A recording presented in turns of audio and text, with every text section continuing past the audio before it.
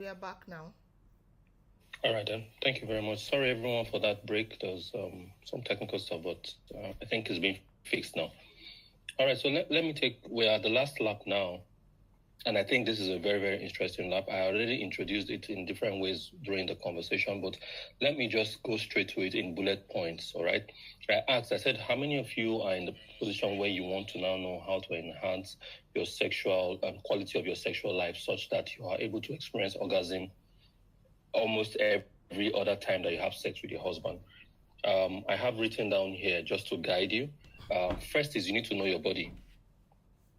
All right, you need to know the sensitive spots of your body. Research has shown when it comes to sex, there are particular places, but it differs from one woman to the other. One very particular place is what they call the clitoris. You can write it down. You can read up about it. If you don't know what a clitoris is, the clitoris for a woman is like the cap for a man's genitals, but for the woman is located at a particular spot on the vagina. It helps to stimulate the woman and make her feel sex in a more pleasurable way. All right? So you need to kind of search your body, check your body, know your body, find where your clitoris is, the exact spot where it is in your vagina, and ensure that when you're having sex with your husband, there is a contact between your clitoris and his own genitals, because it helps increase sexual pleasure. All right. For some people, some people call it G spots. So where's your G spots? You need to know where your G spot is in your vaginal area and ensure that it's being pleasured when you are having sex. All right. It helps. It enhances your experience. All right. When you're having sex. I'll go on again. Now, in terms of mental and emotional, okay, you have to ensure that every time you're having sex or you want to have sex, that you are relaxed. Like I said, don't multitask. Relax. Put yourself in a relaxed mode. Lock every other thought and every other feeling out of the way. Now, you must understand that overthinking of processes creates like a mental block. Don't try to overthink the process. Don't try to multitask. Don't try to increase anxiety. Don't be anxious. Just relax and just spend the time in the moment. All right. One of the ways to help do that is you can have this deep breathing exercise. Deep in, breathe and deep. Like take deep breaths. Do you understand? Take deep breaths while it's going on. Take deep breaths. All right. Breathe in very deeply. Breathe out very deeply while it's going on. It helps to amplify the feeling. All right. So that's one thing that you can do. And put yourself in a position. There are some women that they don't like to be seen, especially Christian women when they're having sex. You can turn off the lights. If being seen gives you some form of make you feel unsafe, makes you feel shy, then turn off the light or get colored light. You can have colored light that is not so bright. For some people that have bedside lamp, you can put this kind of see-through kind of cloth over the bedside lamp to give the room different shades of color. Create an atmosphere that makes you feel relaxed, that makes you feel safe, that makes you feel confident about yourself. Don't make yourself feel agitated or tensed. Don't do that. Then open yourself to experiment. I mentioned that earlier, which means if the missionary style, your leg is beginning to feel numb, is beginning to feel tingly as a result of lack of blood flow, tell him to wait, switch sides, turn over to your side. Don't be afraid to experiment. Do you understand? Don't be afraid to experiment. Turn to this side or turn to that side. Make sure that you have increased mobility and you have flexibility, you have and you are relaxed. Don't put yourself in a position that would cause strain to one part of your body or the other. Relax. Then allow yourself for proper penetration. Allow him. If he's the type that he's just using just his tip, sit on him very well. Allow him go all the way in and all the way out and all the way in. Enjoy the motion. Create rhythms. Okay, create rhythms. Switch it up, switch it down. And even for him, when you do things like that to him, he's going to be wowed by it also. So it's going to be a pleasure going all around. Okay, switch it up on him. Now, don't forget that for a lot of you, right? Okay, let me go on. Then foreplay. Sometimes just to get yourself in the mood, you might not just allow him just come into you immediately, like just penetrate into you immediately. Play a little with him.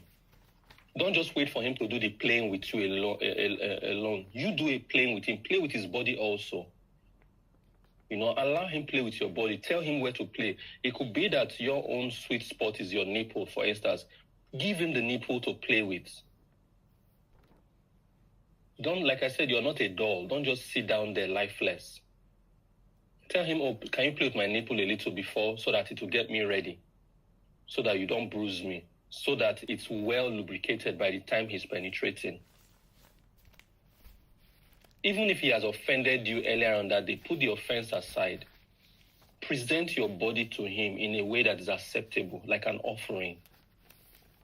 Tell him where to touch you, where not to touch you, how to touch you. Have communication, talk. So can you turn this way? Can you do it like this? Can you do it this way? And sometimes where he's the one feeling tired, or you say, tell him, okay, don't worry, I got you this night. Let him stay relaxed and you do the work. So foreplay is good, but let the foreplay not just be on his own side alone, because foreplay for him would arouse him and make him come quicker. So you also have to tune in, hook into that foreplay so that you two are also aroused. Good sex is not 1 hour sex, 2 hour sex. Good sex is the one where you get satisfied and he gets satisfied. So you can have good sex in 5 minutes. You can have it in 2 minutes. Good sex is not about the length. It's about the quality. Ending with him getting to his own orgasm and you getting to your own orgasm. That is the trick. That is where the goal, the ultimate in it all. So be a participant. Don't be pacifist in the matter. Don't be a pacifist. Be a part of it. Okay? Then we talked about the breeding. One part that a lot of people don't know, I'm going to mention this with a very low tone, is this. A lot of wives has given birth. And a lot of you gave birth through natural ways, right? And because you have that baby of yours coming out from your vagina did not remain the same. So when your husband married you, probably your vagina was a size 2. Now, after you have given birth, your vagina is now a size 7. So what do we do? So now, it's no longer as pleasurable to you before you gave birth. And believe me, your husband might feel the same way.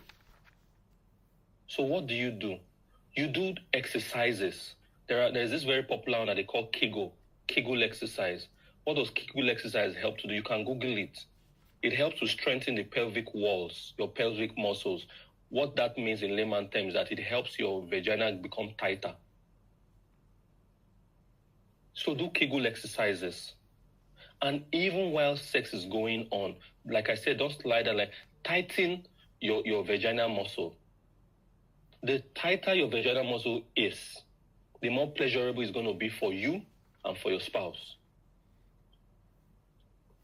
Learn it, tighten it, let go, tighten it, let go, tighten it, let go.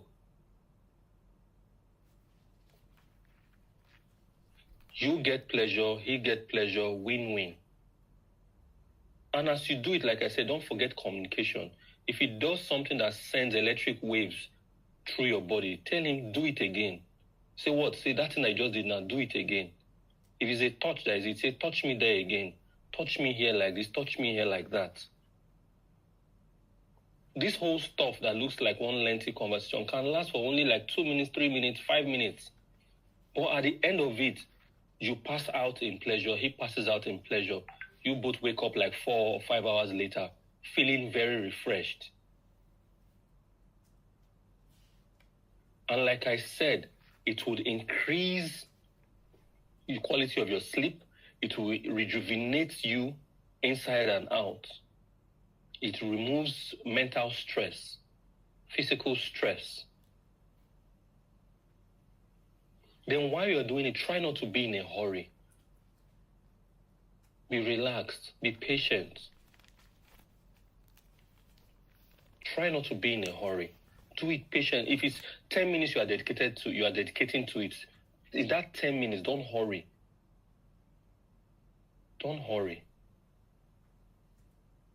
Then for some people that have issues with lubrication, right? Natural lubrication of your body, maybe your foreplay is not aiding you releasing enough hormones to have more liquid secretion in your vagina before sex. You can help yourself by buying healthy lubricant, water-based lubricant, not acid-based or chemical-based now, but water-based lubricant. So you apply it on your husband's genitals, you can apply it on yourself, so that when he's going into you, you don't feel like you don't feel injured. You don't feel bruised. Okay, so I hope this last segment was insightful. I hope you got something out of it. If you have any questions, please feel free to ask, and I will quickly answer. I was supposed to be on for an hour, 30 minutes, but we've gone up to 2 hours already. I'm hoping you got what you aimed to get from this class. And like I said, you benefit more from this than even your husband. It would help you. There's a research that says women get an enhanced sense of clarity after orgasm. You want that to be your regular stuff. Oh, this idea that you've been trying to get in the office, wanting, you could get it after a very good orgasm. Everything just falls in place. It becomes clearer. Because the different build hormones and all that stuff in your system is being released when that happens for you. So it almost feels like a scenario where there is all advantage, no disadvantage kind of scenario. So work at it. Work at it.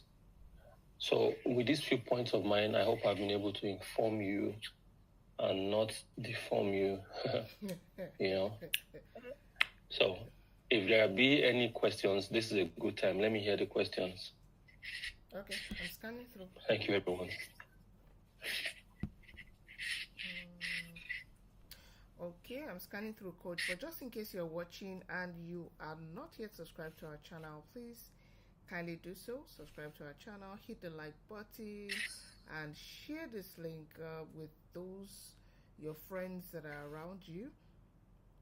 Yes, share the link with those that are around you that you know that needs this information that we've delved in today. So hit the like button, subscribe to the channel, and share the link to somebody out there so that they can be a part of get this knowledge. Don't keep it to yourself. Okay, somebody is asking a question. All right, somebody's asking a question. She said, "Hi, how do you get to experience this kind of intimacy after your partner has betrayed the marriage vows?"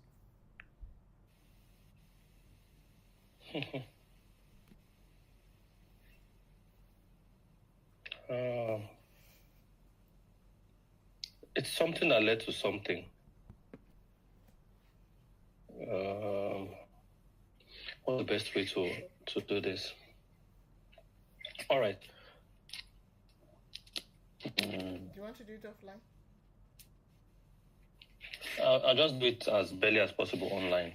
But whoever asks that question, it would be nice if you connect privately, because there is no matter that is, every matter is exclusive in a way.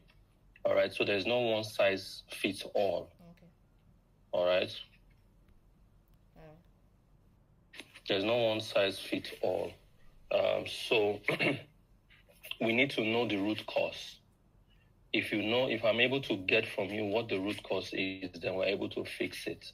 All right. But something that I'll tell you that probably is general is there's rarely any issue in marriage that is not fixable.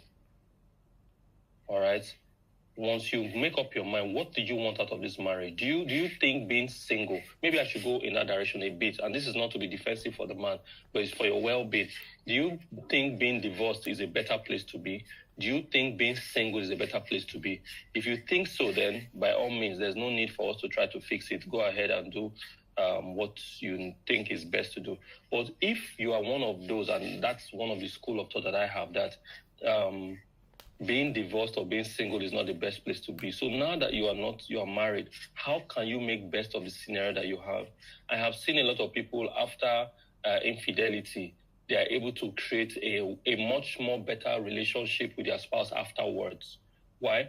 Because they were able to trace the root cause of that infidelity, fix their root cause, and ensure that their family and their life is now being protected away from what caused it the first time. Do you understand? So why did the husband betray the marriage or go through the process of infidelity? What led to it? You know, we need to know, or you need to ask yourself and be real with yourself. Find out what led to it. And if you find what led to it, or if we find what led to it, then we can nip it from its bud and create a better version of your marriage. So for everyone that have that kind of thought, oh, my husband cheated, or my husband went out of marriage, or blah, blah, blah, whatever it is, why did that happen? Why? The moment you're able to find out the why, then you are able to sort out what the issue is. I hope that, even though this is like a top stuff, but I hope that answers the question. Then here I can see a question here, and a very interesting one too. And the question says, what are coaches' thoughts concerning oral, anal, and additional toys, etc.? Okay. Personally speaking, this is me talking now, not the Holy Spirit, so you don't have to take it. Personally speaking, my opinion, God made the vagina for sex, okay? And I do not think any of us know better than God. And I do not think, following that scale of thought, that any other place can give pleasure more than the vagina when it comes to the woman giving pleasure to the man. Okay? So that said, I'm guessing you already know that means that your anal cannot give your husband more sex. The reason why men opt for anal when it comes to their wives, for instance, is because of what I told you. The women were not doing their Kegel exercises. So their vagina is now maybe 2 times as loose or 3 times as loose. I don't know. So he's having sex with you, but he feels like he's putting his genitals into an empty hole. There is no form of friction. There is no form of pleasure coming out of it. So it would be nice if the woman is able to do those kind of exercise, so that tightness that he's seeking for by aiming for your anal will no longer be there. There will be no need for it. That is on the natural side. On the other side, one of the reasons why a man would demand for anal sex is because he watches it in pornography. So he has now started, it has now started coloring his desires. So he thinks there is something in it. I do not think there's something in it. I do not think it is a good idea because of the health implications from it. There are health implications from it doing that, okay? The anal hole is not designed for sex. All right, so should you choose to do it, it's your call. But if you're asking what I think about it, the anal hole was not meant for sex. It was meant for defecating. And I advise that you leave it at that because of the many health implications that can come from that. Because picture a scenario. So he finishes a section of anal sex with you and switches from anal into the proper one, taking all the germs that he would have carried from the anal spot into your vagina. The next thing, the lady's coming up with one sexual disease or the other. Then they now start suspecting each other that where did you get it from? Where did you not get it from? But they will not remember that it might have come from that particular practice. That is my take on anal sex. All right. I do not think it's okay in terms of medically speaking. It's not okay because of all the risk involved. Do you understand? And spiritually speaking, that is not what it was designed for. Do you get it? So I'm not for it. Now, there's another part here, the additional toys. If that's what makes you feel more relaxed, I don't have anything against it. You want to add whatever toys that fancies you. But that also, my concern with that is, where is that thought coming from? The thought of additional toys, where is it coming from? Is it really coming from you, or is it a suggestion from something you have seen or read from somewhere? All right? That's where it's a slippery slope. You understand? What becomes enough? Because let's assume for a woman, you request that you want a dildo for to be an additional toy. Mentally speaking, your husband now feels like his genitals are not enough, especially when you now go for a dildo that is twice his size. So he feels like, oh, his genitals is not giving you pleasure anymore.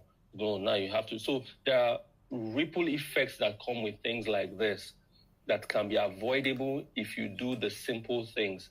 You do your Kegel exercises, you guys communicate, you take good positions, you do things that pleasure yourself. So if you choose to get play toys, I don't have anything against it, and I don't have anything for it either. I'm more concentrated on the reason why you want it in the play in the first place. Is it a reason that you can take care of and not have to need it? If it is, then I advise you do so. Do you get it?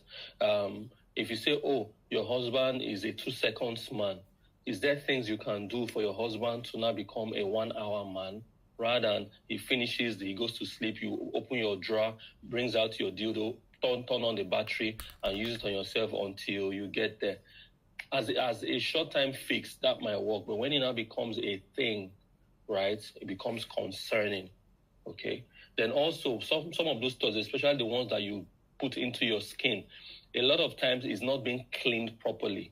So you use it and you don't clean it up or wash it up properly, then you store it, then bacteria starts to feast on those toys because of where the part of your body that you inserted it into.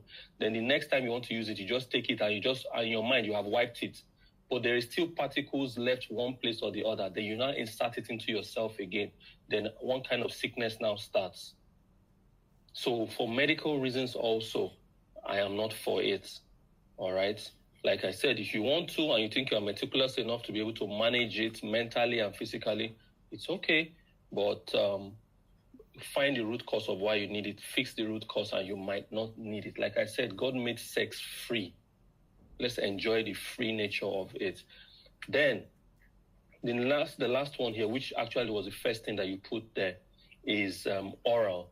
What do I have against oral? I do not have anything against it. I don't have anything for it also. Your mouth is one of the places that have one of the highest amount of bacteria in your body. Why? Because those bacteria were put there to help with digestion. So you give your husband oral sex. Well, he enjoys it. Very true. Then he's done. After that oral sex, then he now puts his genitals into your vagina with all the bacteria from your mouth that you have put on his genitals. He now deposits it inside of your vagina.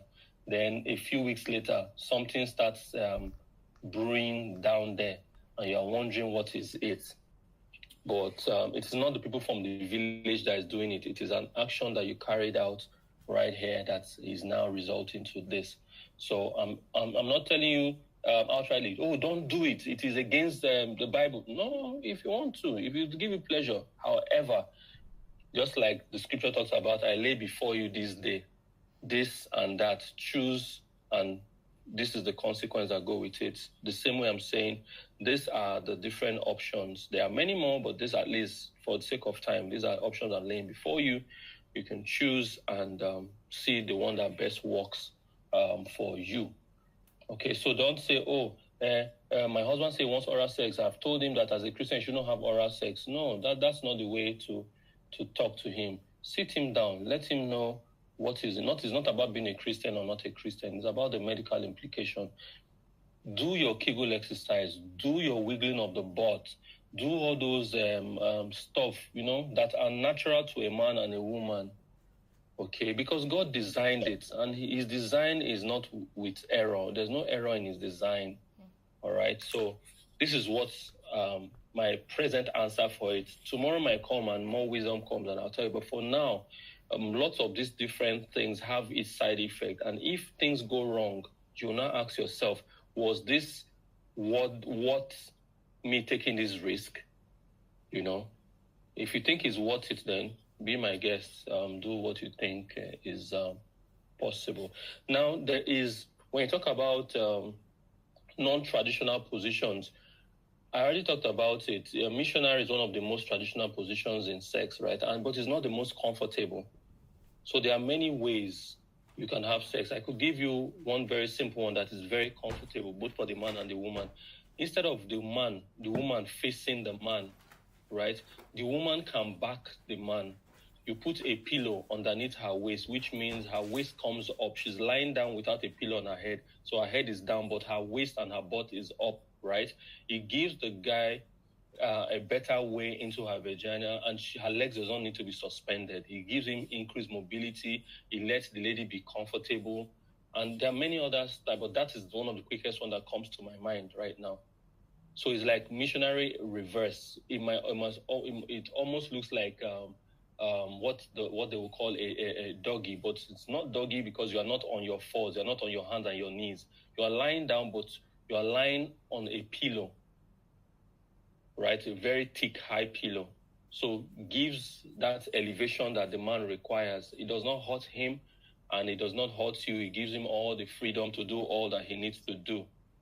Okay, so that is that. I hope that answers that. I really have to go now in a few minutes because I'm getting calls.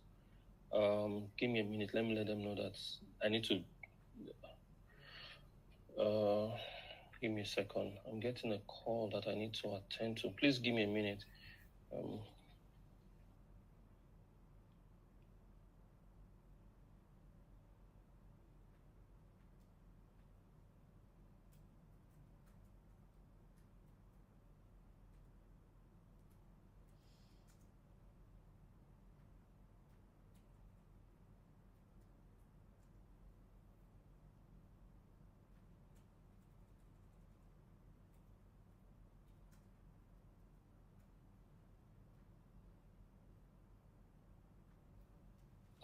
All right.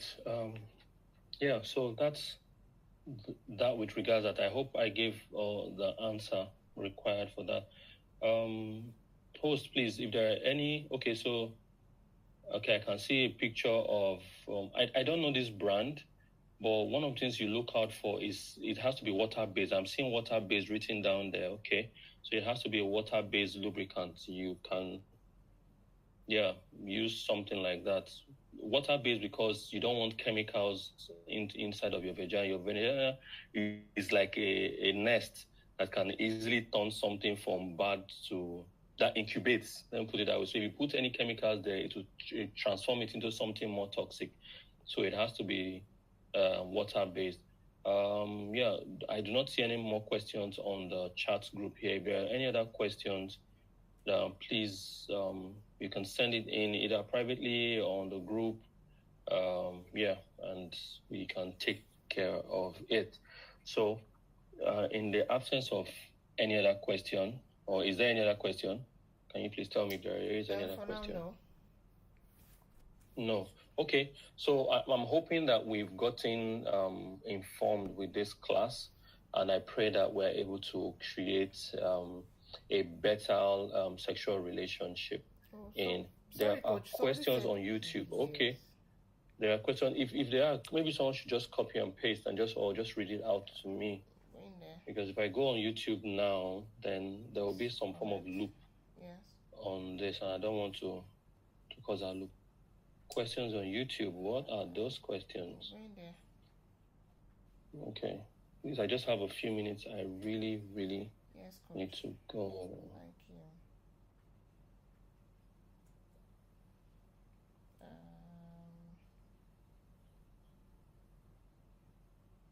Okay. Okay, I just see I have a question. Do you want to ask, Grace, do you want to ask in house and we can read it out or something? Or you want to send me a DM? You can send us a DM. There's no question there. All I say is, I have a question, please. So you can send a DM, Grace.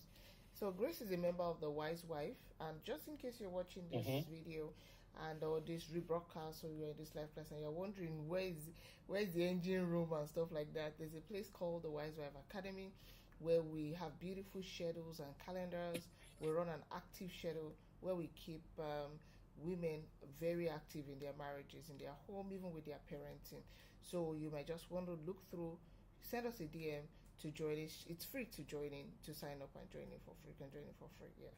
So, okay, Grace's picture, Grace's question is in. Okay, sorry, Grace, I didn't see your question, but I think I can take it from here. So it says that, how about men that don't like regular sex and somehow they make you, I'm not saying the other one, you are pushing too much, especially in times you don't want it.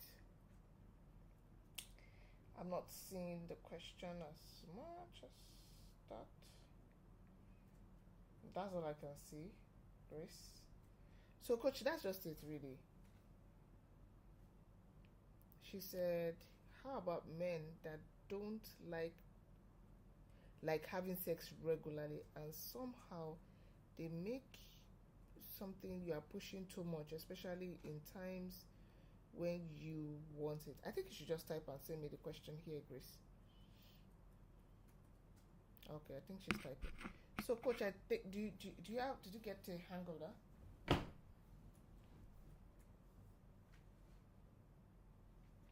Coach, are you there, please? Yes, I can hear you. I said I think I got the question, but and I'll answer the best way based on my understanding. All right, so there have been some scenarios, rare, but there have been some scenarios where you have in a marriage where the woman is more sexually demanding than the man. Okay. What the woman can do, right, apart from being that you're a Christian wife, praying about it, that's basic. Your prayer and tell God, please elevate this my man sexually. That's one. That's a no-brainer. But on the physical plane, the same way you want to create a comfortable environment, you want to create a stressful environment for yourself, right? Try to do the same thing for the man. All right, try to be his safe space. Okay, so in the period that you have been married to him, right? Like, how many times a week do you think he's open to sex? Let us assume it's once a week or twice a week. Make that once a week or twice a week memorable. The deal about man and sex is like sugar. If the sugar is right, the aunt will always come back for it, right? Make that sexual time that you have with him memorable. So if it is only once a week that he has with you, or twice a week that he has with you, do it in such a way that those twice or those times that I have with you, you make it memorable for him. Don't make him do all the work and wonder why he's not coming back. Make him relax. You do the work. Take out time to work on satisfying him. Do the work for him and do the work for yourself. Okay? Because like I said, a lot of women think that sex is a one-sided thing for the man, where the man should do all the work. You just sit down there like a doll. No, don't do that. Let him relax and take turns to do the work. So maybe he did it the first day, second day or second time, tell him, okay, today is my own turn. I need you to relax. If he's type that likes whatever he likes, provide him with what he likes, you know. If there's any form of enhancement that you want to give him, whatever it is, you've prepared the table, prepare the scenario, prepare everything, and let him be the passenger. Let him be the participator. You be the one that is producing and directing and doing everything that needs to be done for that particular. Why? Because you want to get your rejuvenation. Okay? So that if it's only twice a week that you are doing it, let it count. Let it be twice a week that you are looking forward to yourself. Be excited about it. Don't try to make it 4 times. That 2 that he's giving to you, enjoy the 2 to the maximum. Let him be the one to say, don't you think we should make this thing 3? Don't you think we should make it 4? If his work is stressful, find out how and what can you do to make the work less stressful. And maybe the work is stressful because you have a high demand on him. You want you guys to move, to live in a duplex. You want to have your car new. You want to have this, you want to have that. All those you want to have means he has to work double shift to make the finances available. So he's thinking about how to meet these financial goals that you have indirectly placed on him. That might make him unattracted to sex. There are some men like that. There are few, but there are some men like that. So you want to create an easy home for him, easy environment, pleasurable, safe space for him, so that he too, when he's with you, he's not multitasking in his head. Do you get? You feed him right, you love him right, and you sex him right. If there's any term like that, then things are likely to improve. Okay, so that's what I have for that. If I have more probes from you for clarity, then I can give more. But generally speaking, this is what I would say with regards to that. Okay, all right. So, in the absence of no other question, I would. Thank you so very much, Coach BSO. We are super grateful for your time. Thank you so much. It's always a delight having you host our sessions at the Wise Wife Academy. Thank you so much.